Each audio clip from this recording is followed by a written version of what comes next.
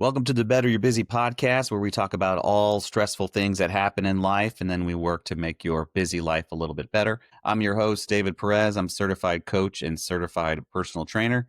Let's go ahead and get started on today's topic. I actually wanted to start off with talking about the 7 steps in Better You're Busy. So Better You're Busy, we are working to really try to optimize stress. And I say optimize stress because, I used to say lowering your stress or decreasing stress, but sometimes you don't want that stress to get too low. There is a positive in having some stress. We call that eustress. So it's like good stress. And so we're looking at that happy, medium, optimal point to where we have stress levels that are a little bit elevated, but not too high to where it's actually impeding on our progress or our happiness and even our work and those types of things. So really, Better You're Busy is about finding optimal stress. Now, many of us are above the point to where our stress levels are really high. And that's the whole reason why we have this podcast, is to help people out with their stress levels and trying to find an optimal stress point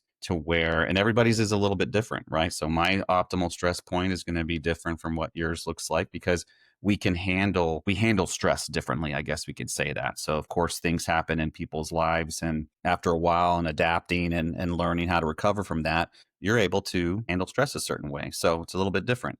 Think about it just for an example. Think about your time. Think about the stress you had when you were in college, when you're worried about exams and stuff, as opposed to your stress levels after you've had like a family or things that have happened at work, promotions, you're over more people, all sorts of different things. So you can sometimes look back at your younger days, this is most of the time, right? And go, gosh, that stress, I remember being super stressed at the time, but gosh, I would take that stress or what it was causing that stress. I'd take it now over anything, over what I'm doing right now, because you could totally handle it way, way easier. So that's the whole point, finding optimal stress here. Okay. And I've put together, part of Better You're Busy is putting together 7 steps to help you do that. And most of these steps are done in order, although kind of near the end, the few steps at the end, those can all be kind of done at the same time as you start to understand your stress levels and your optimal performance with the type of stress levels that you have. So let me go through those. I've actually had a couple podcasts already on the first 2. So first step to Better You're Busy, right, is find 30 minutes a day for just you time. So anywhere in the day, usually it's best probably done in the morning, finding 30 minutes for you to set your day and to just have that time for just you, whatever that looks like. So meditation, prayer, organizing your calendar, maybe it's just doing nothing. That could be one thing, to have 30 minutes for just you, whatever works for just you on that part. Trying to do that every day, if not the majority of the week, is preferred. Step 2 is get rid of wasted time. So we're looking at your schedule again. This, the program's Better You're Busy, right? So we definitely got to look at your schedule. We're looking at where's there wasted time. It is nonstop that you hear from people that say, I'm too busy, I don't have time. But when you peel back the onion layers, right, and be like, do you really not have any time for these certain things that you say are a priority? Take a look at that, looking at your schedule and your time of what you're really doing, and see if there's any time you can get, if there's any wasted time you can get rid of, so that our time's a little bit more purposeful there. All right, step 3 is what we're going to talk about today. This is managing your energy bank. And I'm kind of excited about to talk about this topic. I think we can talk about this forever, but to Better You're Busy, a lot of this has to do with your energy levels, right? So we can look back and probably log what you're actually doing during the day when it comes to improving your busyness. But there's another component of that, and that is your energy, right? Am I like dragging throughout the day? Do I have these peaks and valleys of energy, or do I have this pretty cool steady state of energy? And man, I can get so much done that way. I know that's what we're going to look at and talk about today. All right. Step 4, be intentional with your time and energy. So now these steps are coming together. Now it's like, okay, where are we actually going to focus? And a lot of it has to do with looking at the wheel of life, looking at the different areas in life. And are we really putting our time and our energy towards the things that we love and what matters most to us? Step 5, mastering your mindset.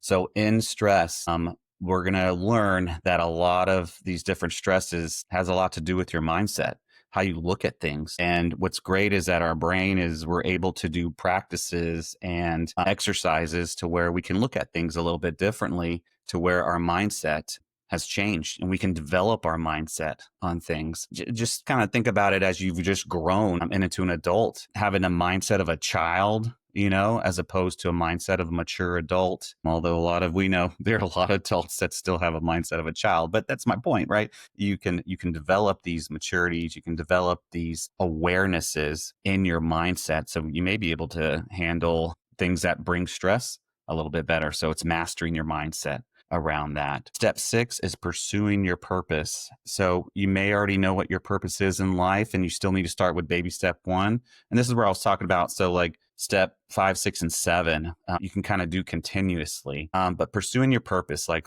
you're getting to this point of you find your optimal stress, you're mastering your mindset, you're intentional with your time. And so where is that purpose? So you're making sure that work is aligning with your purpose in life. And it may be something you really never knew about, but some of these things come to vision a lot of times when you're at an optimal stress level. You start to see things a little bit more clear, or other things may start calling you to pursue your purpose there. So that's step 6. Finally, step 7 is making a difference for others. So you've gotten to a point to where you found your optimal stress, you're working towards your purpose, you continue to develop as a person, you're very much aware of your optimal stress levels and things that happen in life. And you get to a point to where, hey, I want to help others, feel this way as well, because you feel amazing, right? So how do I help others do this? And that's where you kind of get to that point. I wanted to put that in there, step 7, of making a difference for others, because that's what it's all about, and that's why I'm doing this podcast. I've been working on this for years. I think stress and what it does to the body has been so interesting to me, because I think it impacts us more than we think. We can't really see it too much, but I think it really does have an impact on us physically, emotionally, and mentally. Think about, when we eat bad or drink bad things, that can have a negative impact on our bodies, right? But I also think stress does as well. So there can be someone who's eating everything correctly and drinking all the right things, drinking enough water, exercising. But if their stress is out of control, I would not consider that person a healthy person. That's just my opinion. And I think there's a lot of chronic disease that can lead to stress as well, or that can come from stress as well, in opposed to diet and exercise. All right. So those are the 7 steps. We'll be going through these things and talking about these all the time on this podcast. So today we're going to talk about step 3, managing your energy bank. So wanted to give a quick analogy of what that means. So your energy bank is really like the energy that you have throughout the day. And we all have those feelings of like, oh, I'm hyped up, I feel motivated, I have high energy. Or you're like, oh my God, I need to lay down. Like, I am exhausted, I need to lay down and take a nap. We've all kind of had days like that as well. The goal here for the energy bank, managing your energy bank, step 3, is kind of sustaining that energy, a good level of energy throughout the day, and staying away from these fluxes, these ups and downs of energy. So there's a number of different things that we can look at and we can monitor in yourself. And, with this podcast today, I want you to take a look at these different things that I'm going to be talking about and seeing how you're doing with these four items when it comes to managing your energy bank. Okay, so the first one, well, I'll just tell you all 4 of them right now. Okay, first one's going to be food. We're going to talk about that. Obviously, we get energy from food. But there's all sorts of food options out there, right? So it's a matter of kind of taking a little bit more of a dive and understanding what we're really eating. And sure, we know if something's going to make us fat, or we're eating too much of something's going to make us fat or unhealthy. I think a lot of us think that way. But what if we thought about it in a different way of like, man, I'm not going to eat this because I know if I do, I'm going to crash. I'm going to crash and my energy levels are going to just like bottom out and the day's going to suck. So, I don't know if there's very many of us that think that way. I've started to think that way. And I've changed my eating up a little bit when it comes to my energy levels, because I know what foods will, just start to take that energy. I may get some crashes later in the day. I'm starting to see what foods do that for me, and I'm starting to see what foods don't do that for me. So looking at food in kind of a different way and saying what's going to help sustain my energy. So that's one. Two, exercise. That's the second step there. We all know there's so many papers and research studies done about how beneficial exercise is for you. So we'll talk a little bit about that. Third is sleep, of course, kind of a no-brainer, but I continue to hear from people. I hear it out there in social media, other places, everywhere else that, we have trouble sleeping. I think we have like a sleeping problem, including I've definitely dealt with that myself. Not necessarily insomnia, but it's just like you get out of whack with your work and getting things done, and you're so busy.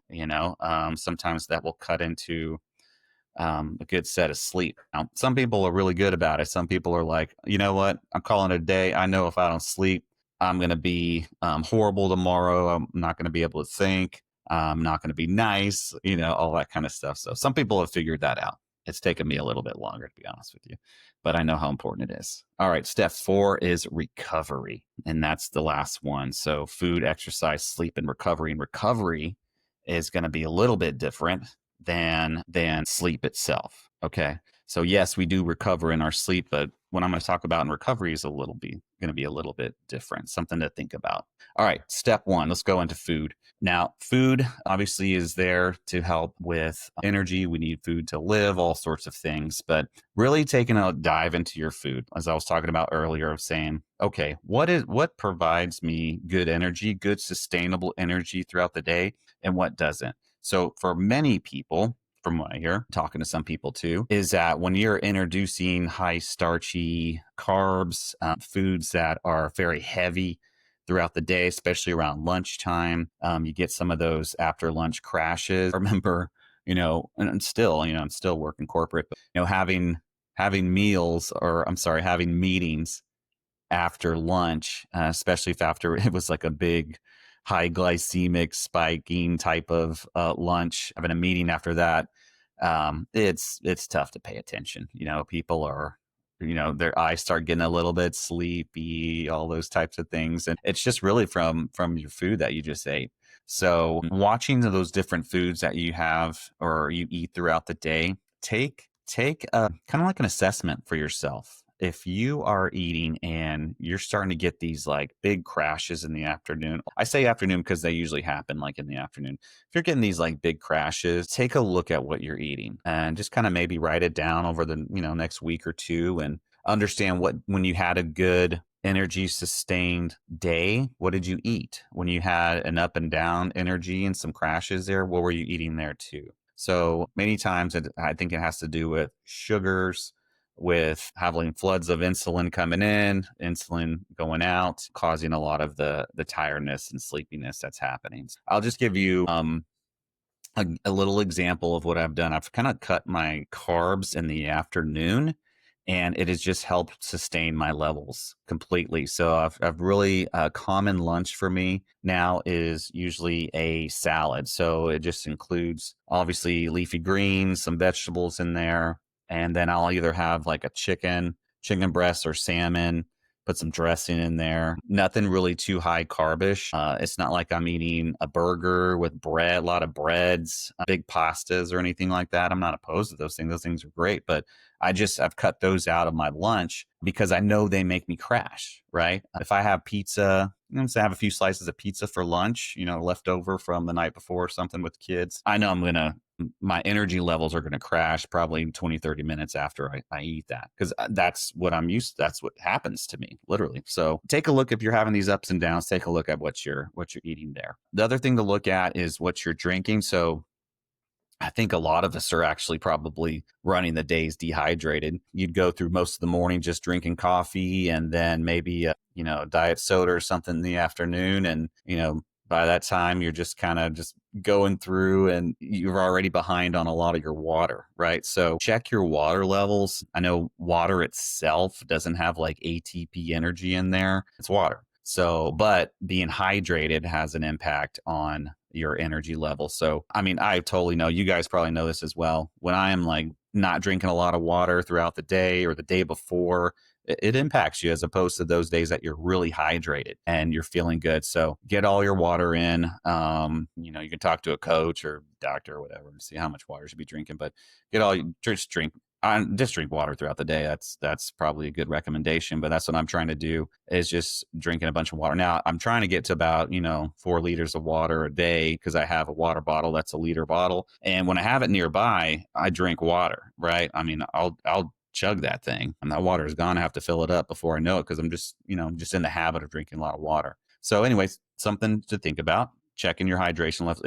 If you work outside, if you do a lot of things that cause you to sweat or you're in the heat a lot, I mean, you just need water even more so, right? So, I mean, I'm not against anything around having some diet soda every now and then or power drink or something if you need one, a caffeine drink. But as long as the water's there, I think it's fine. I mean, you got to make sure that water's there. So that kind of leads me into the third thing here is supplements, medication. Look at those different things. Just kind of trying to be aware. You're trying to be a little bit more aware of what you eat and what you take. Does that have something to do with my energy levels? So there could be some supplements that provide some energy and some that don't. There be medications that you're on.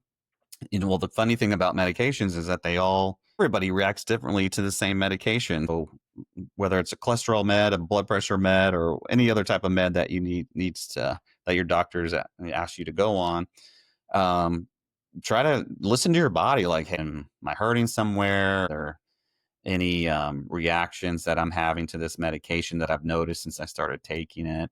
Just be cognizant, be aware, so that you can have that conversation with your doctor. So maybe you might try a different type of medication um, to help out with your health there. So, anyways, the whole point of that is anything you're taking. I know, especially some of us health nuts, right? We'll just shovel these supplements down. Like you'll be on social media, you'll see something, and you're like, "Oh my god, I have all those problems. I need to take that supplement," and you wind up having like 15 jars of or bottles of supplements in your cabinet. And the whole point is just be mindful of how they're making you feel. If you feel like your energy levels or any other type of feelings that you're having may be coming up from those supplements, then think about, hey, maybe I should make a change, right? Maybe I should make a change. All right. The fourth thing there with food, I put them in here as well, was alcohol and, drugs, if that's part of your life. But obviously, like alcohol, I think is a big one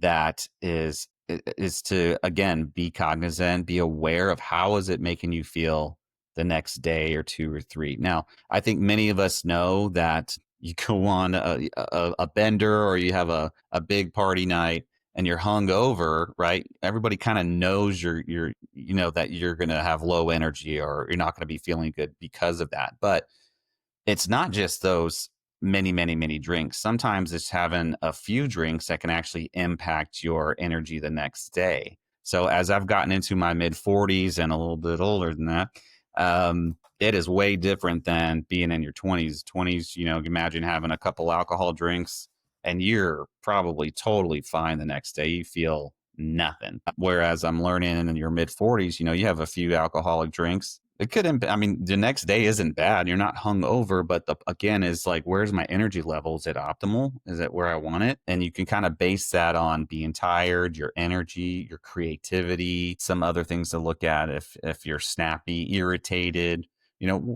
those can be effects from alcohol, right? So just something to keep in mind. All right. So that was the first thing around food, something to monitor around food and being cognizant of those things. So the second thing here about your energy bank, right, is your exercise. So we know that there's tons of positive things that come from exercise, and exercise can help provide energy. It does so much. It improves like your cardiovascular system, is, circulating oxygen, can boost mitochondrial function, which we know that's like the powerhouse of our cell or of the cell. It's where the ATP is made, helps provide endorphins from exercise. I mean, there's just so many positive things from exercise that I actually think that when you're not exercising, you're not moving your body, you're missing out on a lot of those positives. One, but it can also just give you energy in that state that it just actually you're more in shape, right? As opposed to being out of shape. I've been in both of those areas. I've been out of shape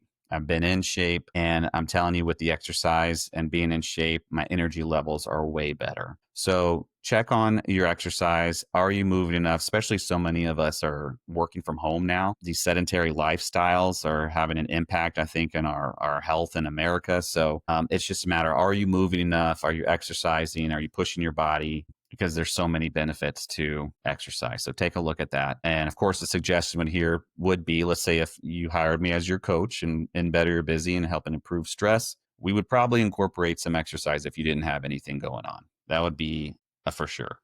Something to think about if you want to hire me as your coach. It's probably going to be something I'll push is that, hey, we got to move your body. Too many benefits to leave on the table there for energy. Third one here is your sleep. So sleep is probably one of the best things you can do to rest and recover your body. So in sleep, as y'all know, it helps regulate hormones. It replenishes your energy stores. It's a really big restorative process. Probably the biggest restorative process that you have is sleep. And I think the problem, well, let's go through this. We all know when we've had good night's sleep, we just feel so much better the next day. As opposed, compare that to those nights that you had horrible sleep. When you've had horrible sleep, there is brain fog, irritation. You're not yourself, maybe craving foods you don't want because it's looking for some type of, your body's looking for some type of happiness or whatever. Those are just these things that when you're not sleeping really well, there's probably, I mean, you probably just Google like what happens when we don't sleep well. Probably Google a number of different things that are not beneficial to your body. I can probably I promise you that. But when we do get great sleep, our sleep is not just timing. I mean, I think they say anywhere from 6 to 8 hours, sometimes 9 hours in there. What's best for your body. The point of that is that you just have such great sleep and you're feeling so much better. So that kind of leads me into the step 4 here, not step, but the fourth item for managing your energy bank is recovery. Now, I think this is really popular now, but back in the day, I would say that it wasn't very popular. And you'd look at it as you're kind of a wuss if you needed to recover and those types of things, especially like at work, like in the corporate world. I mean, it is like work, work, work, work. I don't need sleep. I don't need to recover. I don't need these long vacations because I just work, work, work. And that was just kind of, what was popular at the time. It was just kind of part of, society, the way you'd look at that. I work a lot in the medical field, and I could definitely tell you, working with physicians, probably physicians 40 years ago, that would probably tell you that, hey, sleep was looked at as like a weakness. And so was recovery. But nowadays, I think not a lot of us are saying like, oh no, for us to be optimal, we actually need sleep and recovery. And I've broken off recovery a little bit. I've broken it off separate from sleep because there's a few categories that I think recovery involves. There's 3 of them. So there's physical recovery, there's mental recovery, and there's emotional recovery. And I actually got this out of a book. It's called The New Toughness Training for Sports by James Lar. That book, like, really, I don't want to say it changed my life, but it really had an impact on my thinking with Better You're Busy. Because as I was putting Better You're Busy together, I was thinking, okay, let's look at your calendar, let's look at your time. Are you optimizing your time? And I was like, man, I feel like there's so much more to this Better You're Busy than just this physical look at your calendar. And it came in. This book talks about toughness training and it talks about the importance of physical recovery, mental and emotional. And I was like, that's it. That's exactly right. Because you could totally have your calendar down in like the most optimal way. But if you just have these emotional things that are going on in your life that are just draining you, they're draining your energy, they're draining your soul because you've gone through maybe some type of trauma or something that's been really tough on you and it hits you emotionally, that can drain you all day long. I mean, and that can really put you in a bad place, as we all know. But your calendar's fine, your work life's fine, all this, and you're doing all the right things, you're exercising, and you're eating right, and but if you're just not recovering emotionally because something had happened, that's a really important piece of the pie that we're talking about here. So I wanted to definitely include that in the recovery item when it comes to managing your bank. So let's look at this. So physical recovery, I think we're all pretty much aware of what that means. So it's our physical bodies. So physical recovery, if we are very active, if we're physically working out all the time, I mean, we know when you're like bodybuilders know better than anybody, when you are stressing your body physically, when you are lifting weights, when you're tearing muscle fibers, which is part of the building process. Well, actually, it's the breaking down process. But the point overall is that you need to recover that muscle with rest and food, right? So protein and all the other macros that come in to help rebuild that muscle, that is part of the recovery process. So like we go work out, tear things down, and then through rest and food, that's part of the recovery piece. So that muscle gets bigger and bigger, so that because your body's trying to adapt to these different stresses, right? So that's your physical recovery. So are you physically doing that? Are you eating the right things? Kind of goes back to food. Are you sleeping enough? And then are you setting time in your day or your week for recovery? So after a big long workout, and everybody's a little bit different, are you continuing to do tons of things, or are you letting your body recover a little bit? Right. So incorporating recovery physically is super important to optimal energy and of course to growth, and then having optimal days, right? So I think many of us understand that concept. But let's go into the mental and the emotional pieces. So the mental part is the problem solving, the really utilizing your brain, problem solving, analyzing, thinking, all these things that go on in your brain throughout the day, especially if you have a very tough job that involves that. You could be sitting down most of the day, but after a job like that, you're exhausted, right? So what do you need to look at? So we're looking at this and we're being aware of, okay, you have this job that involves a lot of problem solving and a lot of thinking and analyzing. Where is the mental recovery in your day? Okay, so let's talk about this one. Sometimes we got to unplug, right? So we'll go home, or get on the couch and put on something that is just dumb, like you don't have to think. And that's fine and all, but it's a matter of be careful with that, because then you're going to start to eat into your wasteful time, which is step 2. So some people like to come home and just watch TV, and you can do it for hours because you don't have to think. And some of it's kind of funny or entertaining, but that could turn into wasted time. So be careful when it comes to decompressing of what that really looks like. Okay. As opposed to like maybe a meditation, like a healthy meditation or a healthy walk, something like that. That just takes you in a better spot when it comes to like mental stresses that have happened throughout the day. So take a look at that. If you have a very tough job that involves a lot of problem solving and analyzing, also look at what are you doing to recover yourself mentally throughout the day. And I think going full blast all week and then trying to recover on the weekend is probably not a good idea. What can you do during the days to also mentally recover that doesn't feed into wasted time as well? I'll give an example. We all scroll on our phone, whether that's reels or shorts or whatever it looks like. We can get pretty captivated in that pretty quickly to where you're just swiping through your phone for hours. You want to stay away from that. Maybe a little bit just to decompress, or check out some reels that some friends that sent you that are really hilarious. But don't get caught into that too much. All right. So look at really good, healthy mental recovery, not just things that could be very wasteful. All right. So be careful with that. The last thing here for the recovery piece is the emotional. Now, emotional, as I mentioned a little bit earlier, is when you may have some things going on in your life that really cause you to expend a lot of emotional energy. And what I mean by that is that you are having a lot of feelings during your day when it comes to maybe like anger, you're feeling fearful, sad, very frustrated, you're feeling very hurt. All of these types of emotions can really weigh on your energy bank. Very much like when you're physically exhausted, you need to rest, or you're mentally exhausted from work, you need to like decompress. It is the same thing. It's no different when it comes to your emotions. When you have very high emotions because things are happening in your life or have happened, then you're going to need to recover from that as well. So look at if you're very angry, worried, What are some things that can help recover that? It's usually the opposite, right? So things that are make you angry, what are some things that actually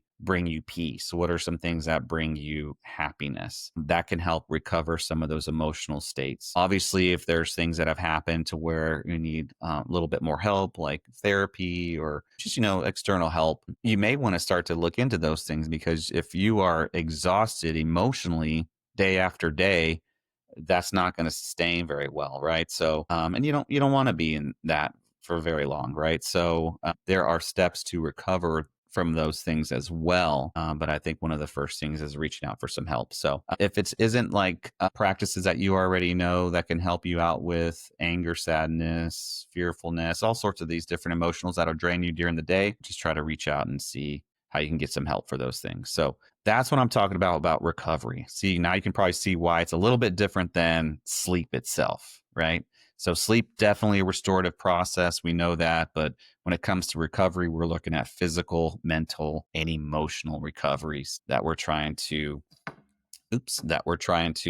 recover our energy from on that piece. So, all right, guys, I think that's pretty much it for me today. I feel like I've talked a lot. I talked a lot more than I thought I would. So that's great. But yeah, those were the 7 steps of You're Better, You're Busy that I went over step 3 when we talked about managing your energy bank, the different things that impact your energy. And the first step of change and improvement, of course, is awareness and sometimes doing an assessment. So take an assessment for yourself. Really look at like, hey, is this food? What is this food doing to my energy? What are these drinks the night before I had doing to my energy the next couple of days? What is exercise or the lack thereof doing to my energy? What is my sleep doing to my energy? Is my sleep good? Is it not good? How can I make it better if it's not? Those types of things. And then finally, the recovery part. Am I implementing when I have physical stresses, mental stresses, emotional stresses? Am I implementing any type of recovery on those 3 items? Thank you guys so much for listening.